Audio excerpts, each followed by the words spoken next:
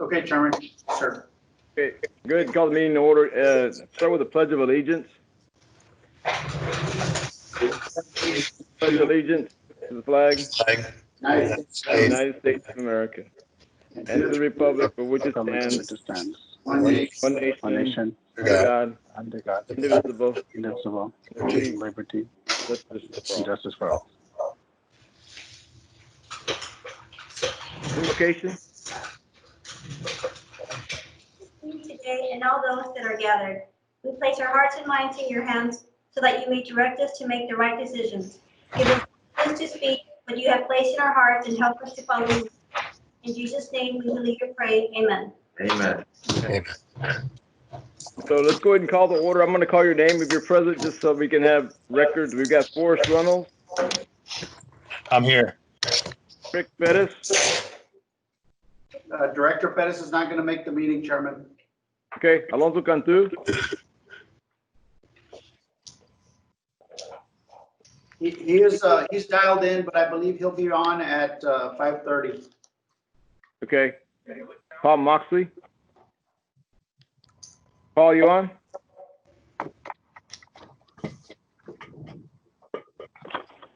Who? Paul? Alonso, you're on? Yeah. Paul? Frank Pharr? I'm here. Pablo's there. And Zeke? I'm here. Okay, thank you, Zeke.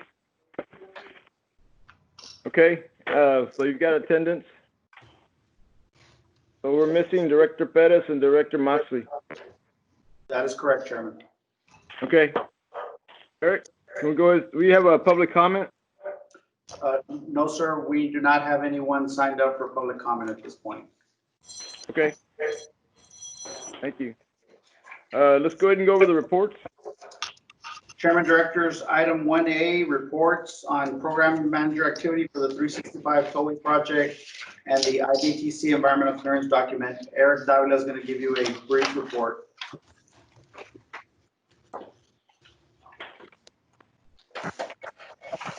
Good afternoon.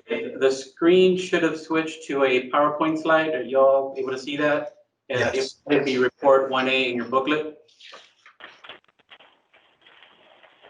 Yes, sir.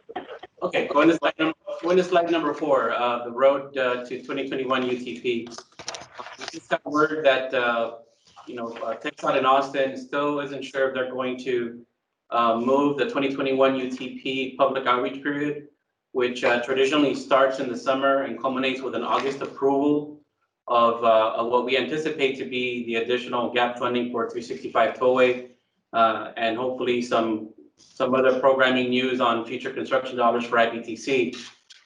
Given the uncertainty of the oil markets and the states and federal government's responses, and of course local government response to COVID-19, I think they're just taking they'd rather measure twice and cut once to make sure that they can release as many of the projects in the short term as they assess some of the long-term effects on the budgeting concerns that they'll have on transportation.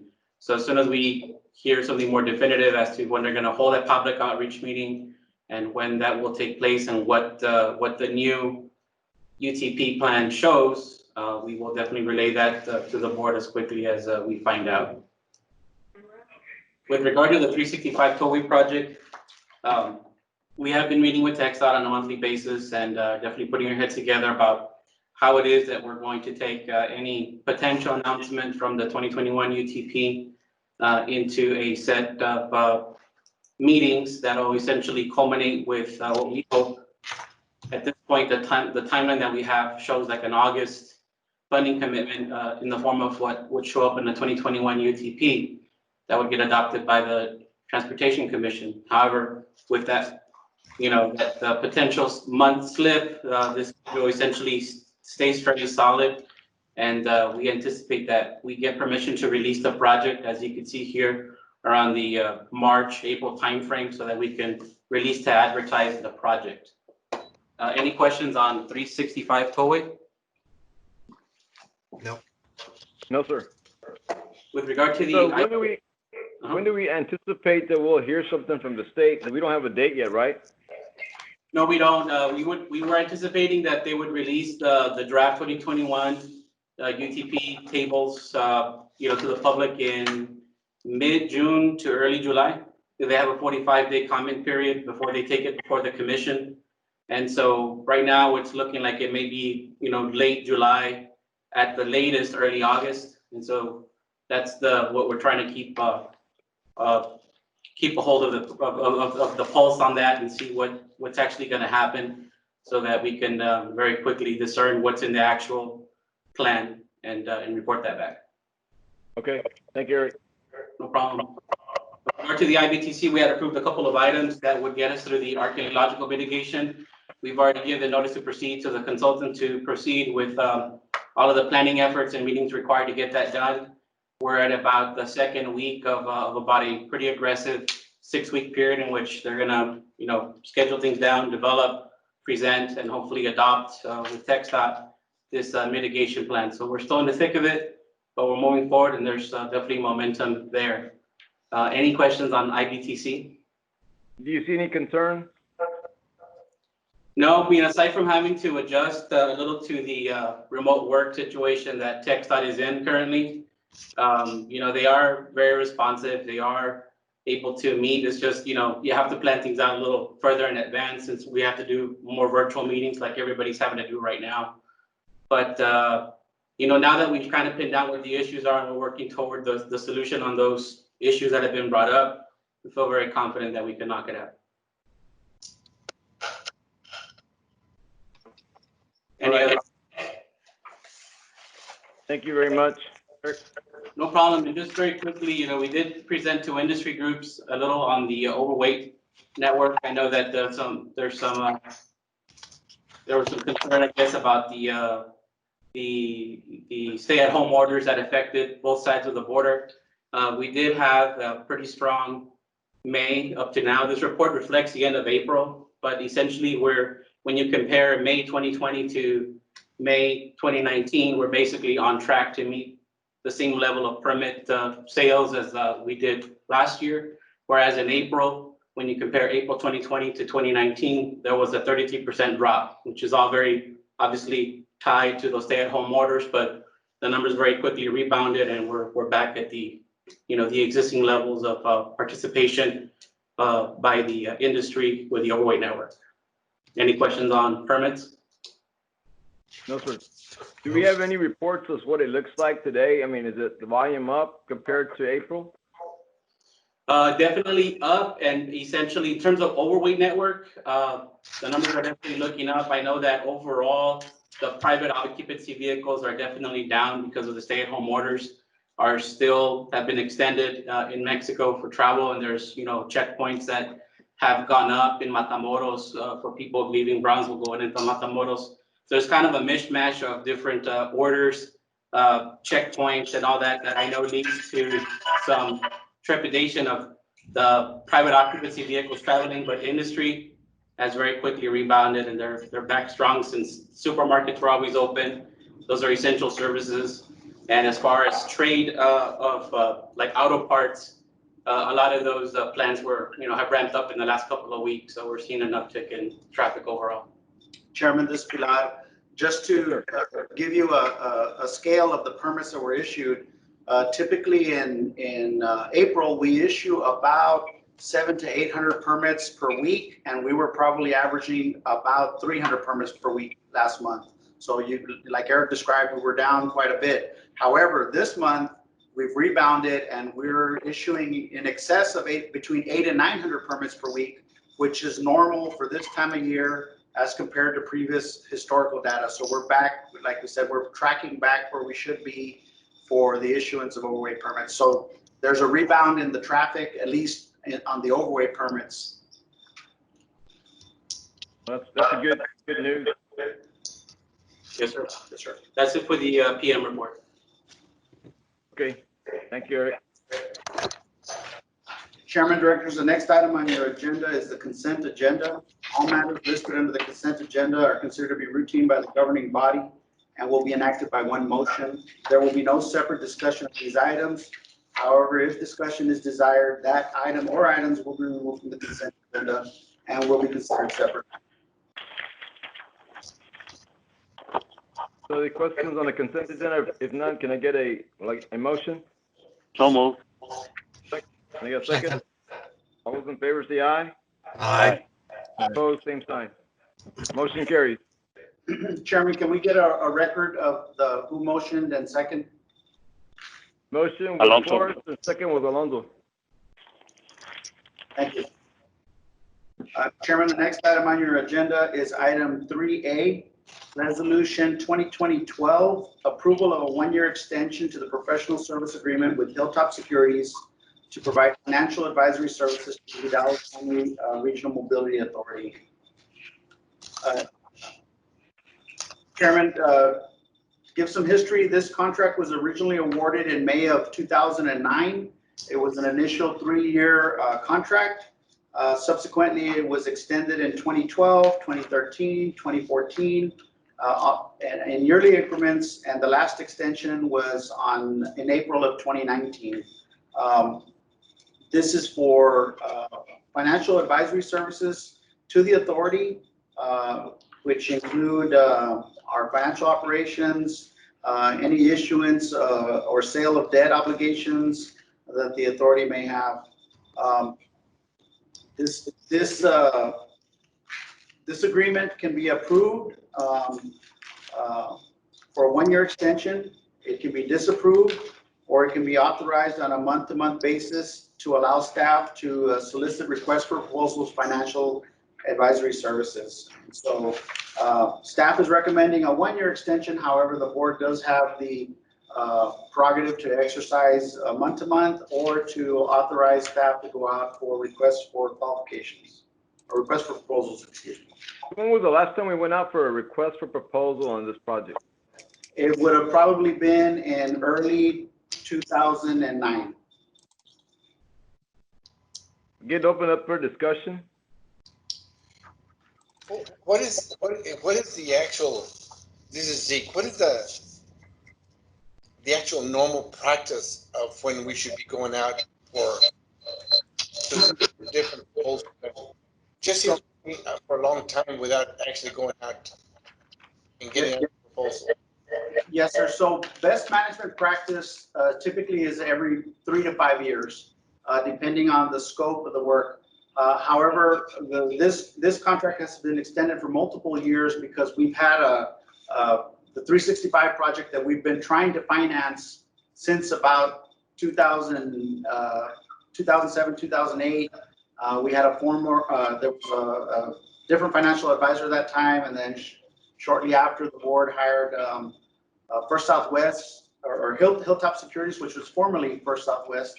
And because this project extended out over multiple years, the board has exercised the option to extend it over the multiple years. But typically, best management practice is somewhere to every 3 to 5 years, you want to look at requests for proposals for professional services. Pilar, this is Frank. Yes, sir. Whenever we authorize 1 more year extension, are there any obligations on our part in regards to dollars expense or anything like that?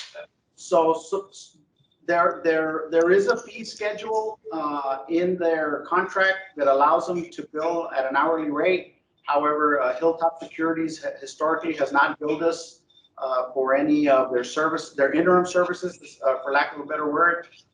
Typically, they have billed us for their fees at the point of sales when we've issued bonds, for example. And the last time the authority issues bonds was in 2013. In late 2013, we issued the Series 2013 vehicle registration fees. So that's the last time they've earned any substantial fees. We might have had some interim billing, but it was probably on the order of $20,000 to $30,000 in between then, probably in the preceding 7 years. And when those fees were paid, were they relatively competitive with what other providers might have charged as fees, or were they just arbitrarily? No, sir. My recollection is they were industry standard. and it's a percentage of the issuance that they relieve, if I remember correctly. And I don't have that number for you exactly so that I can give you, we issued $61 million in debt, and I need to go back and check how much fees Hilltop Security earned, but we can get you that information. Okay, thank you. Hey, Pilar. Yes. Can you recommend it when you're? This is Richard. I just wanted the chairman and board members to know that I was on. I'm happy to answer any questions that they have. I will say that we have been working and have a lot of investment in this opportunity. I think now that we have a sort of what I think is a clear path to get a financing done, given that we have worked for 7 years for no fees. Certainly would appreciate the opportunity to allow us to get this financing done for 365. Thank you. And I'm going to go back on mute unless somebody has any questions. So do you know, Richard, what we paid in fees when we issued that bond for the 61? I guess it was a question. You know what we paid on the fees? In 2013, we issued the VRF fees. We'd been on the account for 4 years at that point, from 2009, and had done a lot of analytical work, debt capacity, getting an OS started. Finally, we were able to do a financing. I think our fee for a $60 million deal or thereabouts was maybe 70. Our fee was approximately $300,000. Which, if you compare that to your legal fees and your engineering fees, it's a lot less than that. And it was standard for the industry at that time. It still is today. Pilar, and this is Zeke. And to understand, because they've been working all these years and we've only paid them $25,000-$30,000 to get us to this point. Is that correct? That's correct, sir. And staff right now is looking up that number for the fees that we paid in 2013. And to my recollection, that's probably the order of the fees we paid in the last 7 years.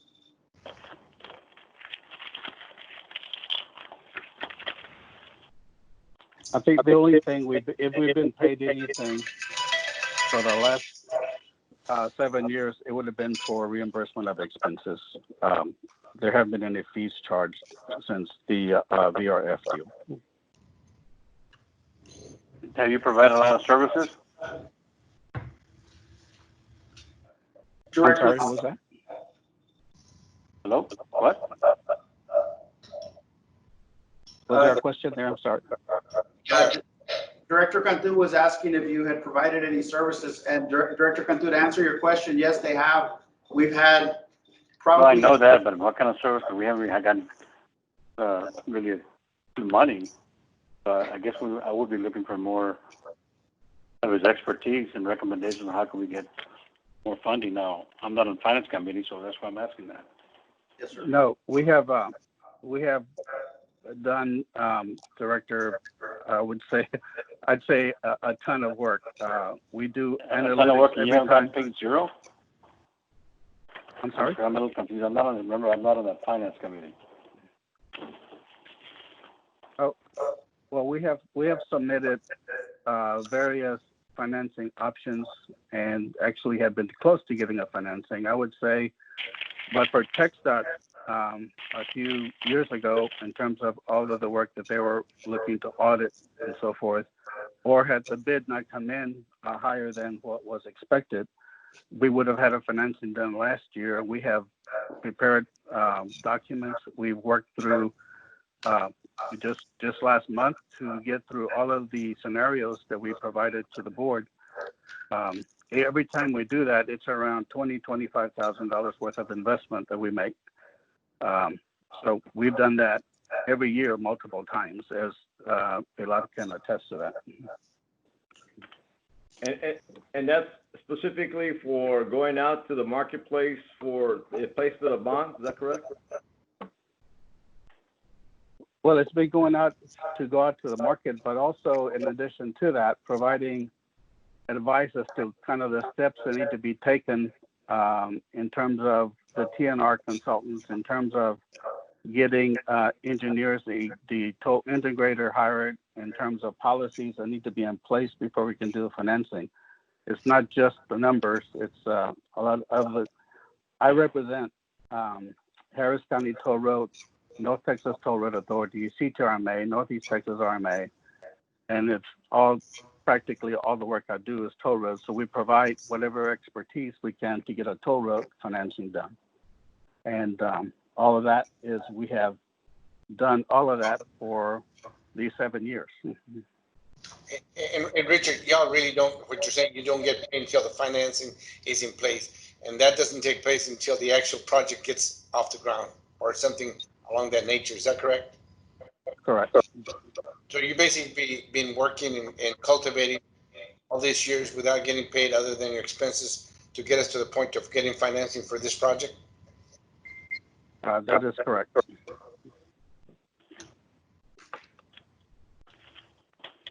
Do we have financing now? Well, if TxDOT comes through with that, with That's their, the problem. There's always if. I mean, like I said, think outside the box. That's all we can do. Because we've been, I mean, I've been on the board, what, 7, 8 years, 10, I don't know. And we really haven't done, we've done very little. It's always about money. So I think you need to spend more time, since you guys do stuff, I assume, all over the state, getting with recommendations on how other people have done similar to us, and they've actually built roads. I know we had some issues early on, but they've changed it a few years ago. I don't see you as often as before, and I'm expected to go to the meetings, but it still hasn't been really working that well. well, I have been in touch with Pilar for the whole time, and I always Sorry? call before and ask me if I need to be at a meeting or not. I'm always involved in terms of, and I'll make With trips. who? I'm when there sorry, I wasn't can't a hear. meeting. With who? I said I met with Pilar and I met with some of the board members off and on in terms of not always at the board meeting, but I do check every meeting prior to the meeting, whether it's something that I need to attend to be there. But this is something we're working on all the time, Director. It's not just for the meetings or to prepare for the meetings.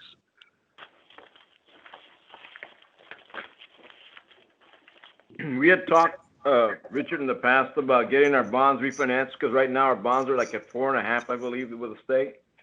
And right now the market is proposed to, I mean, it's at an all-time low. And getting those things refinanced, I talked to Pilar several times, and Forrest, I think we had talked about getting those things refinanced. I don't know if they talked to you about that, but have you looked into that? Yes, we have. And actually, we just took a look at it here in the past few days. And you're correct about the tax-exempt market. The tax-exempt market is at an all-time low and, well, close to it, not quite to where we were before the pandemic, but it has come back quite a bit. The problem is to refinance. A couple of years ago, in the change in the tax law, we can't refinance on a tax-exempt basis until the call date. So the only way we can refinance is on a taxable basis. And taxable rates have not come down as much as tax-exempt rates. But so we have still money that not. we owe for the Bass Brothers, right, that we still have to pay. And I thought we could combine that debt, because we're paying 5% on that money, and then, add what we got to refinance, because it's not all refinance. There is new money going to be done. So that's why I'm trying to figure out how can we do something like that. Because our job is to actually make our dollars go further and get a better rate, and I think the opportunity is there. Usually the threshold to refinance to make it worthwhile is to achieve a 3% present value savings.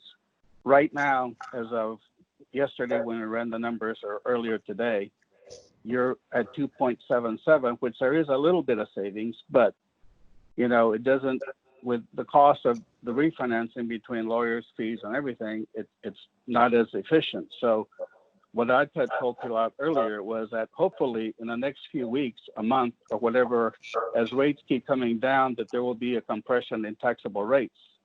At that point, then you can refinance the VRF and be able to either get new money or roll it into the financing for the project. But if you don't want to wait, and probably wouldn't, if your refinancing is in the money, is to go ahead and refinance that debt, and you can add some new money component to pay off, honey. Yep. Well, I think But that's you really probably- key, and then start the I'm project on our own, because I think we've got the basis to start the projects on our own. The state can reimburse us later. But, you know, our idea is to get the project started and completed today, because money's cheap. And, you know we're gonna get the money from the state. I just don't wanna wait till the state has time, because we're gonna pay for our debt anyway, and we have the ability to repay the debt. And we're not relying on the state. Obviously, the funding is gonna be there, it'd be great, but I think at some point, we need to go out and create our own, opportunities, and I think this has been something we've been discussing for a while.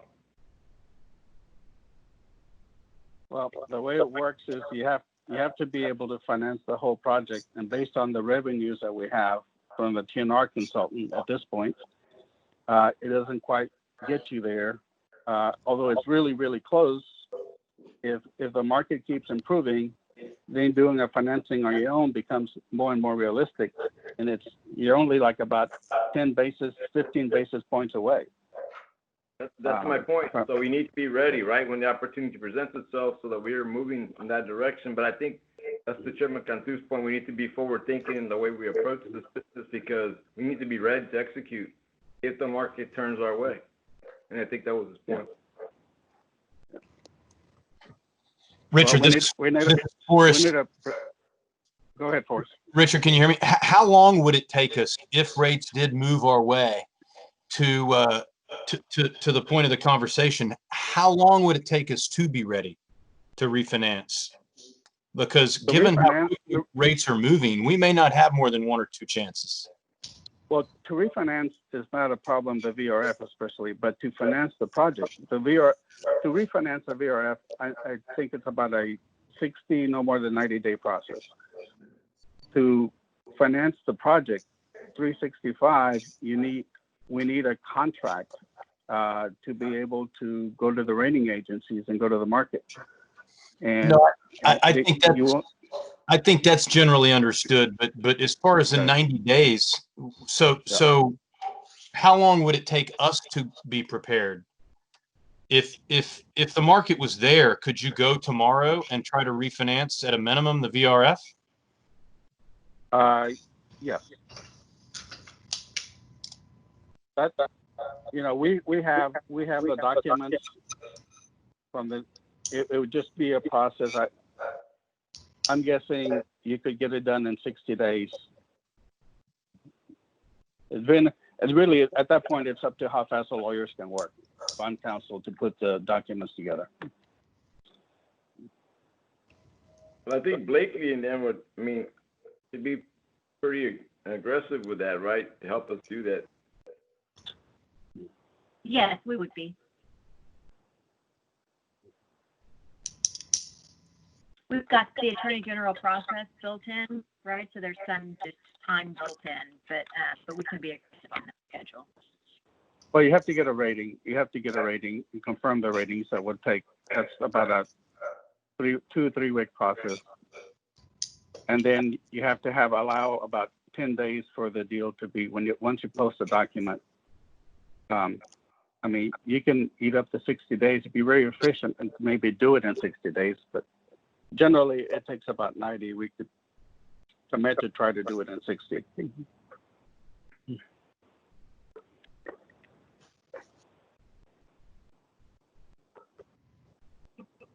Are there any other questions? Chairman, this Pilar, I just want to clarify the fees that Hilltop Securities has earned to date. We have had 2 issuances.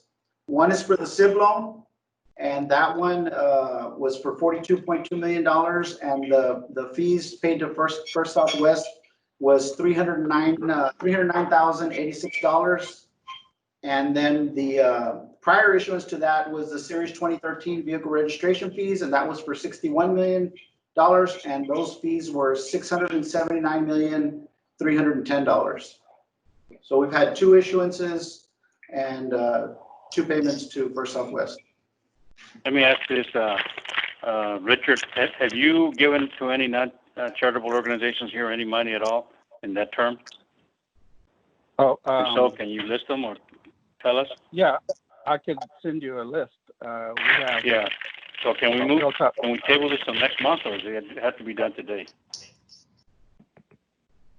We can Hello? table the item. I mean, what's the point in asking that question, Alonso, about him or his company listing?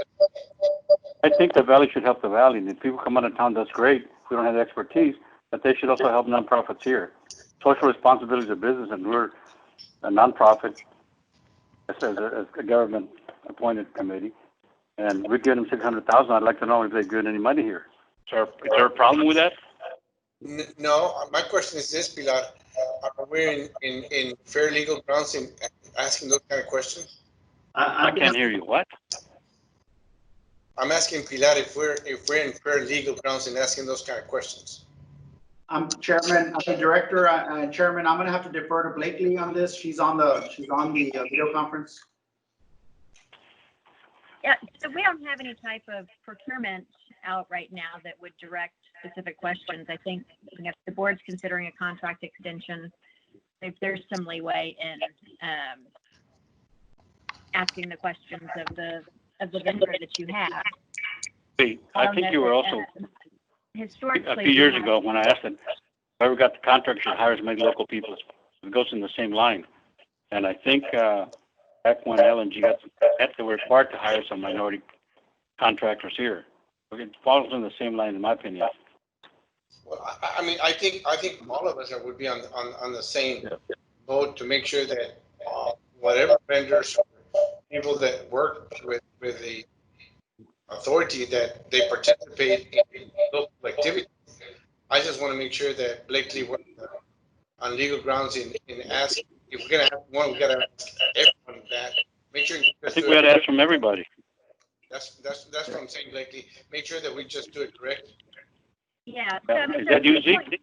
Yes. We don't have a procurement out, and we don't have those kind of guidelines in place that would direct these conversations. But if your questions are driving towards whether you issue a procurement or whether you want to extend this contract, then I think it's fine for the board to ask the questions that they have. Director Cantu, this is Richard. I totally believe in the question, and so it's not an issue from our standpoint.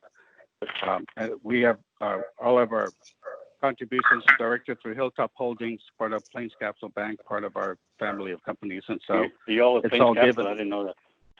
Yes. But how about you guys?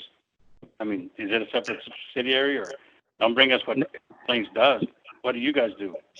No, it's all, when I try to do something, it's all taken into account through the holding company as to what we're giving. We support and we give up through the holding company, but I know Well, that. look, I'll move the table until we get that, and then we can ask better questions. And hopefully next time we'll meet in person.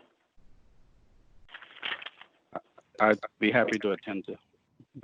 I've got a motion to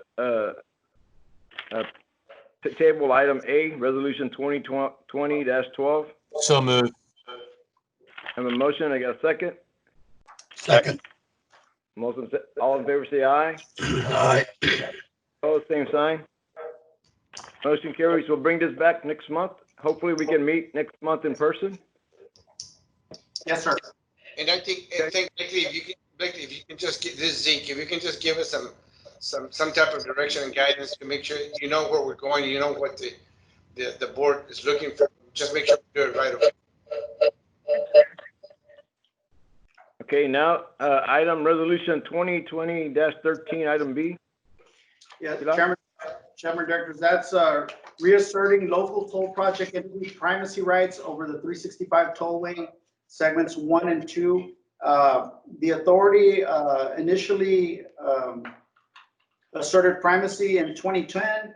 We renewed our primacy in 2016, and TxDOT has asked us to update asserting our primacy for the 365 tollway.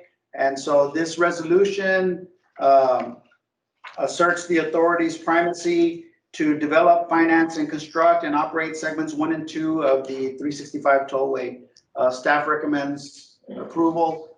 This only requires approval from the board of directors and does not require any other approval from any other governing body. Okay, can I get a motion? So moved. I have a motion. Can I get a second? Second by Zeke. Motion and second, all those in favor say aye. Aye. Aye. Opposed, same sign. Motion carries. Chairman, directors, we have no further business for your consideration. Okay. If there's no further business, can I get a motion to adjourn the meeting? Moved by So Zeke. move. Motion by Zeke, second by Alonso. All those in favor say aye. Aye. Aye. Opposed, same sign. Motion carries. Okay, we'll see you guys. Everybody stay safe. Thank you. Thank you. Thank you, Chairman. Thank you. Bye-bye.